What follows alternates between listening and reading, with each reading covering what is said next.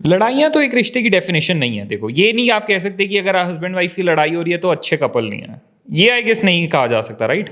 आप लड़ते भी उसी इंसान से हो ना जिसके ऊपर आप हक समझते हो अपना, जिससे आप प्यार करते हो, के लिए आपको फिक्र होती है, आप उसी से लड़ते हो।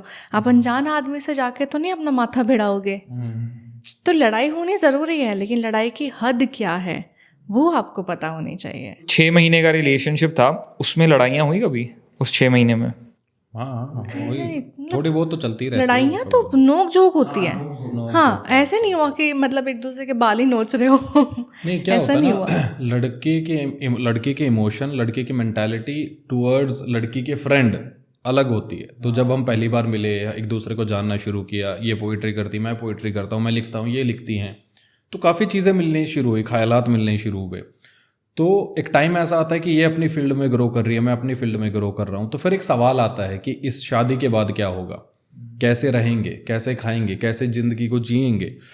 तो मेरा ये था कि बॉम्बे अगर तुम आओगी तो यहाँ का कल्चर ये है, मैं जिस फील्ड में हूँ उसमें इस तरीके से काम होता है। इनसिक्योरिटी नहीं होनी चाहिए। हमें कल को सीन देने पड़ सकते हैं, अडल्ट सीन बहुत होते हैं, वो भी, हाँ कुछ भी हो सकता है। तो मेरा ये था कि प्यार मोहब्बत ठीक है, हो गया, इसको साइड में रख के अब ज़रा काम धंधे की बात करें कि कैसे ज़िंदगी जी जाएगी। तो उन चीज़ों में थोड़े से ओपिनियन आ जाते हैं कि नहीं तुम ये चीज़ करोगे तो थोड़ा होता है, तो फिर वो समझाता हूँ मैं कि नहीं ये इस तरीके से होती है। दूसरा ये होता है कि जब आप किसी रिलेशन में आते हो ना, तो इनसिक्योरिटी लड़के को सबसे ज़्यादा होती है। उसको ये लगता है कि तुम्हारे फ्रेंड सर्कल में ना ये जितने लड़के हैं ना, ये इस नज़र से तुम्हें देखते होंगे। तो लड़कियों को लगता है नहीं यार सब मेरे बहुत अच्छे दोस्त हैं। आप यकीन नहीं मानोगे, यही चीज़ मैंने नहीं कही थी। मैंने ये काफ़ी, मेरे से ज़्यादा काफ़ी फेमस थी उस टाइम पे, आई थिंक 50,000 फॉलोअर थे उस टाइम पे, तो मेरे 15-10,000 थे। तो मैंने इनका इंस्टाग्राम छांगा, अच्छे से पूरा देख लिया। मैंने बोला कि मुझे ना ये आदमी खटक रहे हैं, ये हर कमेंट पे ऐसा लिखते हैं वैसा। तो इनका कहना था कि नहीं ये आदि अच्छे हैं। तो इस बात पे थोड़ी सी नोकझोंक होती थी कि मैं कह रहा हूँ नहीं ख़राब है, ये कह रही नहीं अच्छे हैं। मैंने एक चीज़ बोली कि शादी के बाद पता चलेगा। शादी हुई, आधे से ज़्यादा ने अनफॉलो कर दिया। ये होता है। इस बात पे भी बहुत से रिश्तों के अंदर बहुत बड़ी लड़ाई हो जाती है कि तुम्हें शक करने की बीमारी है।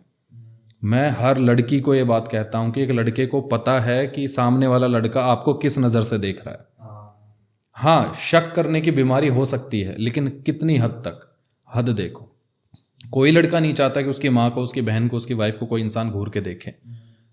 वो ये हो सकता है कि हाँ ओवर थिंक करता है, तो ओवर थिंक का काम आपको करना पड़ेगा ना फिर उसको कम करवाने का। तो ये होता है। तो इस तरीके की छोटी मोटी नोक झोंक पर इन्होंने समझा, इन्होंने ऑब्जेक्शन कभी नहीं उठाया।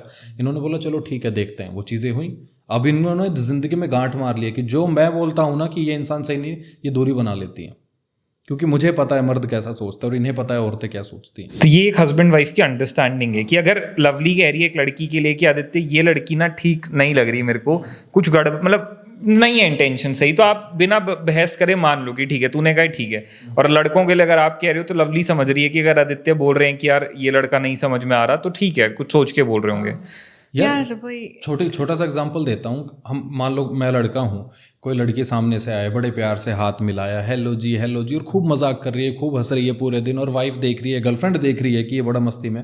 तो लड़कों को लगता है यार क्यूट थी, बड़े प्यार से बात कर। लड़की सोचती नहीं वो चिपकू थी।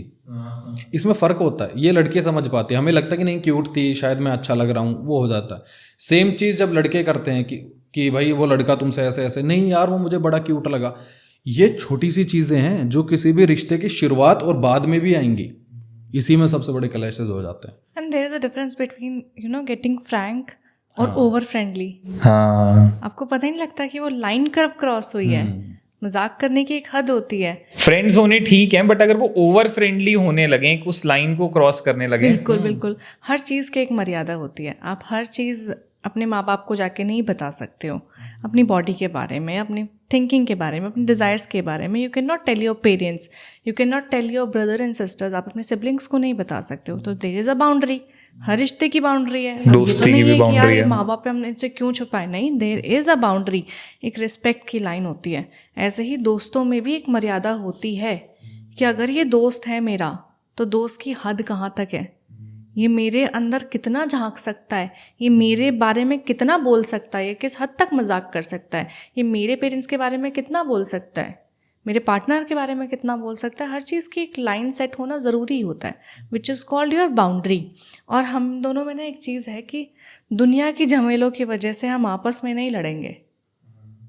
अपनी ही वजह से आपस में लड़ लेंगे, लेकिन कोई तीसरा इंसान हमारे बीच में कभी नहीं आ सकता किसी भी सिनेरियो में, किसी भी सिचुएशन में, क्योंकि दुनिया से लड़ना है हमको, दुनिया की वजह से, अपने आप से नहीं लड़ना है।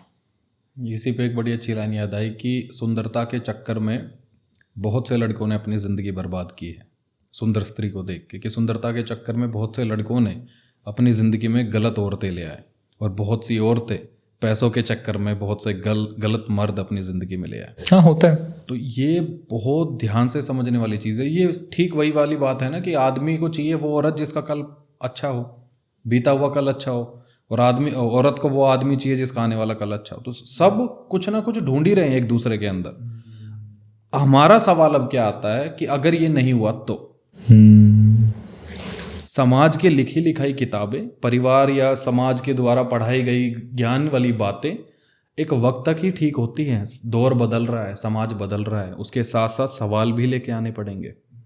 हम क्या देते हैं ना कि मैं इस भगवान को मानता हूँ, मानता कोई नहीं है, सिर्फ जानता है कि ये भगवान है। अभी हम राजस्थान घूमने गए थे, 4-5 दोस्त थे, तो मैं वहाँ पे, खाटू श्याम जी जानते होंगे आप, तो वहाँ पे गए तो मैंने बोला कोई भी स्कॉर्पियो, फॉर्च्यूनर, थार नहीं मांगेगा। तो वो वाली चीज़ है, सबके मन में लालच ही होता है, तो वही है।